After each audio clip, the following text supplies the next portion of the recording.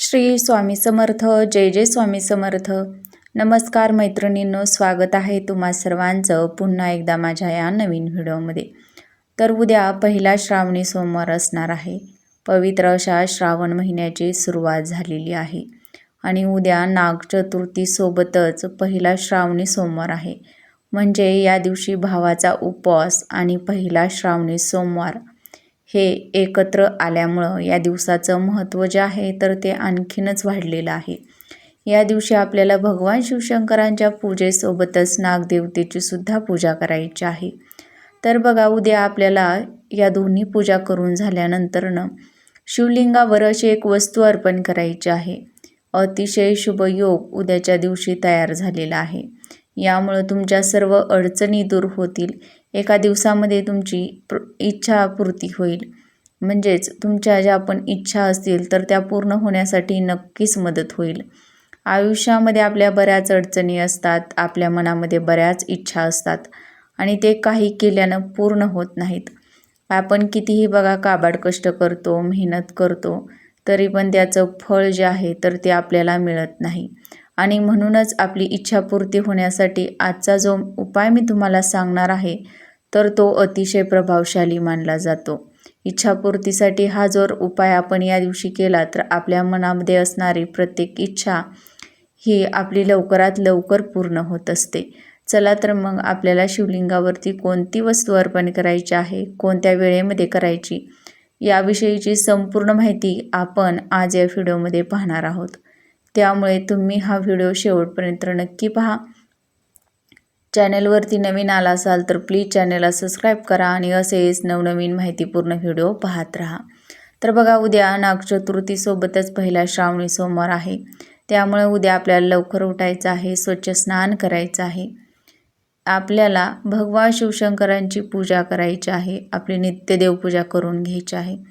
तर बघा, एका चौरंगावरती किंवा पाटावरती तुम्हाला पांढऱ्या रंगाचं कापड अंथरायचं आहे किंवा या चौरंगावरती तुम्ही महादेवाची पिंड जी आहे, आपले म्हणजे शिवलिंग आहे तर ते ठेवायचं आहे.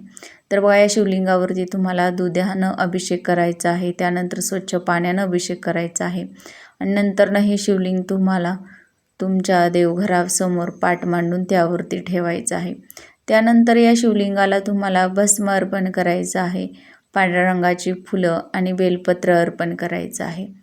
तर बघा, यानंतर आपल्याला त्याच पाटावरती नागदेवतेचं चित्र काढून त्याची देखील पूजा करायची आहे. हळदी कुंकू अक्षदा व्हायच्या आहेत, कापसाची वस्त्रमाळ अर्पण करायची आहे आणि त्यासोबतच आपल्याला प्रसाद देखील म्हणून फळं ठेवायची आहेत. तर अशा पद्धतीनं आपल्याला पूजा मांडायची आहे. आणि यानंतरनं बघा, तुम्हाला काय करायचं आहे, हा उपाय तुम्ही दिवसभरामध्ये कधीही केला तरीही चालणार आहे. तर यासाठी तुम्हाला 108 बेलपत्र लागणार आहेत. तर 108 बेलपत्र तुम्हाला घ्यायची आहेत. ती देठासहित असायला हवीत. ती कुठेही फाटलेली, तुटलेली किंवा किडलेली अशी घ्यायची नाहीत. ही स्वच्छ पाण्यानं धुवून घ्यायची आहेत. त्यानंतरनं तुम्हाला काय करायचं आहे, या बेलपत्राला जी 3 पानं आहेत बघा, आता बेलपत्र अर्पण करताना 3च पानं असणारं जे बेलपत्र आहेत तेच अर्पण आपल्याला करायचं आहे. तर या 108 बेलपत्रांना तुम्हाला थोडासा मध लावून घ्यायचा आहे. मध लावून घेतल्यानंतरनं तुम्हाला हे बेलपत्र तुमच्या उजव्या हातामध्ये धरायचं आहे. उजव्या हातामध्ये धरल्यानंतरनं आपल्याला ओम नमः शिवाय आणि पुरुषांनी ओम नमः शिवाय आणि स्त्रियांनी नमः शिवाय या मंत्राचा जप करत हे बेलपत्र तुम्हाला शिवलिंगावरती अर्पण करायचं आहे. आता बघा कशा पद्धतीनं अर्पण करायचं, तर बेलपत्राचा जो गुळगुळीत भाग जो आहे तर तो शिवलिंगाला स्पर्श करील अशा पद्धतीनं तुम्हाला पालथं अर्पण करायचं आहे. त्यानंतर दुसरं बेलपत्र घ्यायचं आहे. ते बेलपत्र देखील तुमच्या हातामध्ये धरून तुम्हाला ओम नमः शिवाय या मंत्राचा जप करत हे बेलपत्र पुन्हा तुम्हाला शिवलिंगावरती अर्पण करायचं आहे. असं तुम्हाला 108 वेळा करायचं आहे. यानंतरनं दोन्ही हात जोडून भगवान शिवशंकरांना तुम्हाला प्रार्थना करायची आहे. तुमच्या मनामध्ये जी पण असलेली इच्छा आहे तर ती लवकरात लवकर पूर्ण व्हावी. तुमच्या मुलांच्या जीवनामध्ये काही अडचणी असतील तर त्या देखील दूर व्हाव्यात अशी प्रार्थना करायची आहे. तुमच्या घराची प्रगती व्हावी, मुलांची प्रगती व्हावी अशी तुम्हाला प्रार्थना करायची आहे. म्हणजे ज्या संबंधित तुमची इच्छा आहे तर ती तुम्हाला व्यक्त करायची आहे. आणि अशा पद्धतीनं तुम्हाला हा साधा सोपा उपाय तुम्हाला करायचा आहे. आता बघा आजच्या दिवशी म्हणजे सोमवारच्या दिवशी तुम्ही ही पूजा मांडलेली आहे आणि नंतरनं तुम्हाला दुसऱ्या दिवशी म्हणजे मंगळवारी काय करायचं आहे बघा. मंगळवारच्या दिवशी लवकर उठायचं आहे, स्वच्छ स्नान करायचं आहे. या दिवशी नागपंचमी असणार आहे. आपल्याला बघा गोडाधोडाचा नैवेद्य म्हणजे या दिवशी प्रत्येक घरामध्ये आवर्जून पुरणपोळी ही बनवली जाते. तर आपल्याला नित्य देवपूजा करायची आहे आणि नंतरनं आपल्याला पुरणपोळीचा जो नैवेद्य आहे तर तो आपल्या देवघरामध्ये ठेवायचा आहे. त्यासोबतच आपण जिथे पण वारुळाची पूजा केलेली आहे तर तिथे जाऊन देखील आपल्याला पुरणपोळीचा नैवेद्य अर्पण करायचा आहे.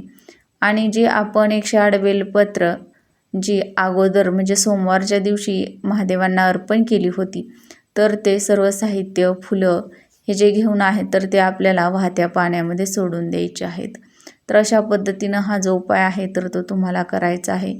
प्रत्येकानं आवर्जून नक्की करून बघा, याचा नक्कीच तुम्हाला अनुभव येईल. व्हिडिओ आवडल्यास व्हिडिओला लाईक करा, शेअर करा. चॅनलवरती नवीन आला असाल तर प्लीज चॅनलला सबस्क्राईब करा आणि असेच नवनवीन माहितीपूर्ण व्हिडिओ पाहत राहा. पुन्हा भेटूयात अशाच एका नवीन सुंदर माहितीपूर्ण व्हिडिओसोबत. तोपर्यंत सर्वांना माझा श्री स्वामी समर्थ.